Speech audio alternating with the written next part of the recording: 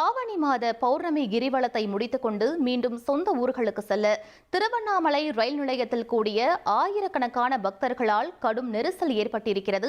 மேலும் விவரங்களை எமது செய்தியாளர் குரு தண்டபாணி வழங்க கேட்கலாம். வணக்கம் குரு தண்டபாணி, தற்போது அப்பகுதியில் நிலவக்கூடிய சூழல் என்னவாக இருக்கிறது? பயணிகள் என்ன சொல்கிறார்கள்? இது தொடர்பாக முழு விவரங்களை பதிவு பண்ணுங்க. ஆவணி மாத கிரிவலம் இன்று அதிகாலை தொடங்கி நாளை அதிகாலை வரை உள்ள நிலையில் நேற்று இரவு முதலே பல வெளி மாவட்ட பக்தர்கள் மற்றும் வெளிமாநில பக்தர்கள் குவிந்து 14 கிலோமீட்டர் தூரம் கொண்ட கிரிவல பாதையில் கிரிவலம் மேற்கொண்டனார்கள். மேலும் இன்று அதிகாலையில் தனது சொந்த ஊர்களுக்கு திரும்ப திருவண்ணாமலை ரயில் நிலையத்தில் அதிக அளவு பயணிகள் குவிந்தார்கள்.